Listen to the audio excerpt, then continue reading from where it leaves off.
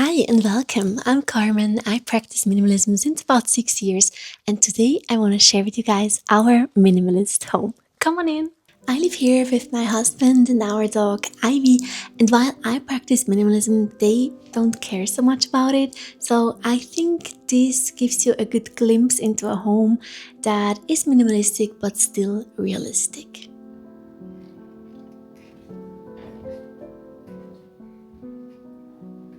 When you walk into the apartment, you're right in the kitchen, and that is because this used to be a studio and we were just able to add one room. Choosing a small space is, in my opinion, the most crucial step to a more minimalist life, because obviously things always take up the space that you give to them, and when you have a smaller apartment, you will just not be able to own so much stuff. But even in this small entrance, we have been able to create a drop-off zone. And this is literally the one thing that keeps our apartment tidier, because everyone has some jackets here, some shoes that we frequently use, but I also have my handbags in here and everything that I need to put in there.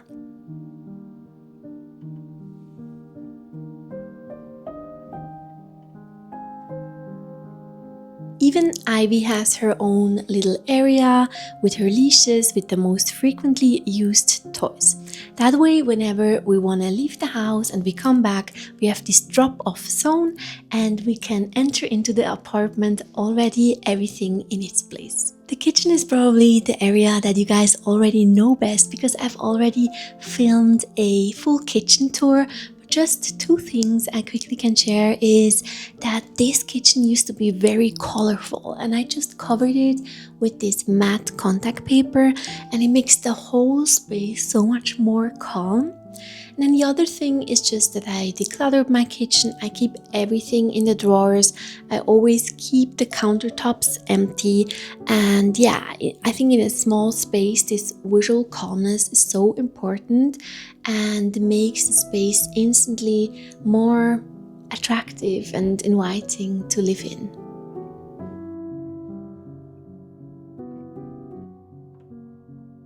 So this is our dining area. I know it's very small. It's actually an old bed table. So my parents used to use it over their bed when you want to have breakfast in bed, but it just happened to fit perfectly here.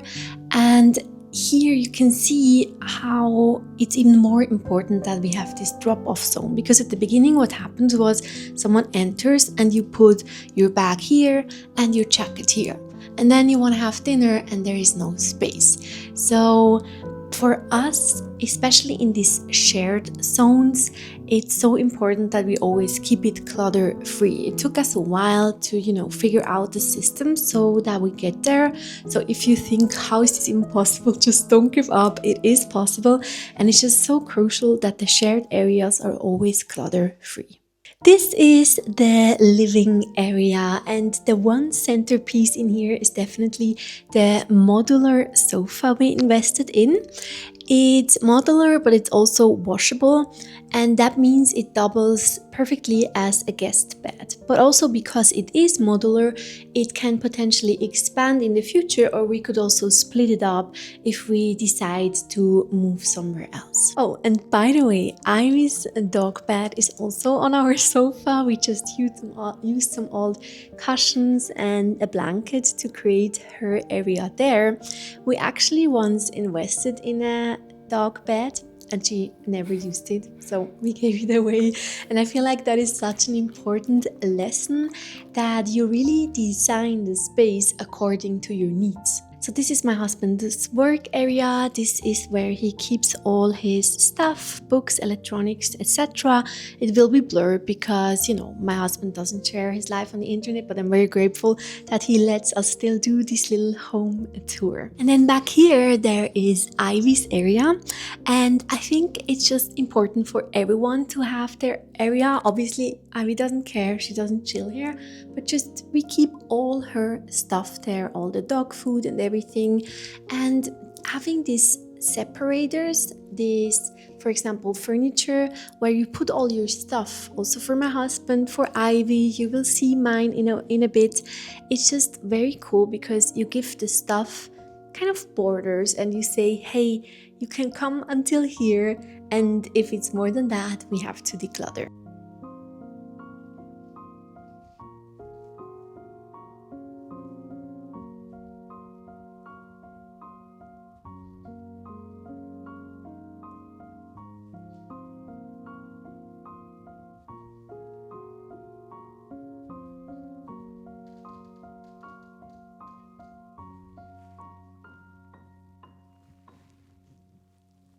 This next room used to be the original bathroom from the studio. But since we have another bathroom back there, we just turned it into a laundry slash utility room. We had to learn quickly that when you have an extra room, it's very easy that things start to pile up.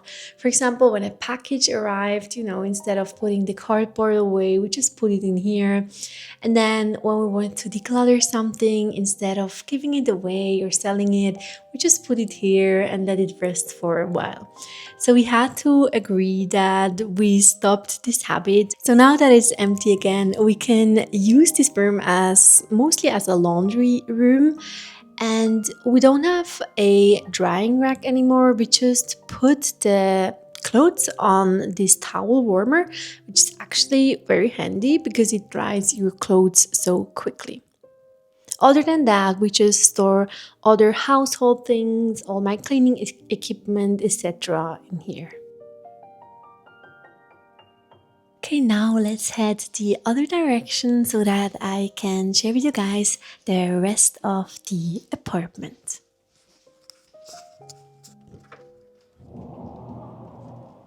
Welcome to my little minimalist headquarter. This is my zone. It's where I work, it's where I meditate, I stretch. I am just able to sometimes close all the door and just have a moment for myself. I'm very grateful that my husband agreed that I can use this space for myself. I decided to just keep it empty. Also because this room has 3 doors, so there's only so much you can do with it. It connects to the kitchen entrance, it connects to the bedroom, and then behind me there is a secret door because we actually live in the same space that my parents do. So this is just the connection door to their house. Welcome to almost the last room, which is our bedroom. This is really our oasis of calm. We try to limit all the technology in here, and there is literally not really anything except for the bed. But the bed is really the centerpiece in here, also because we actually invested quite a bit in this bed and it has been life-changing.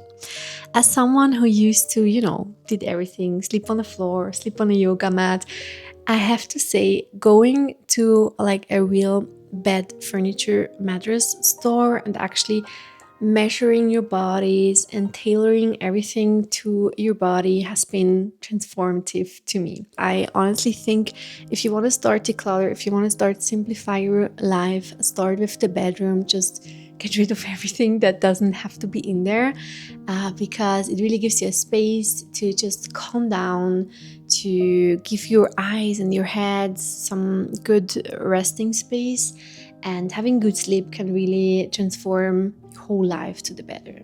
So what you can see behind me is where we store all our clothes. This is for my husband, and then back there I store my clothes. I think you guys have also already seen it. You can watch my wardrobe tour, what's in there.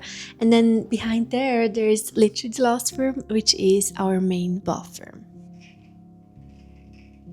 So this is our main bathroom, and we haven't actually done a lot here, but one habit we have is that we always hang the towels properly. And this is honestly, guys, it sounds like such a small thing, but it's so transformative to any space. It just gives it this spa-like feeling. Also here we keep everything in the space that was already in here. So we put everything to the cupboards, behind the mirrors, and that way it's also very easy to clean. Lastly, I can share some tips on how we put this all together. Let's start with the what I said with the bed with some investments.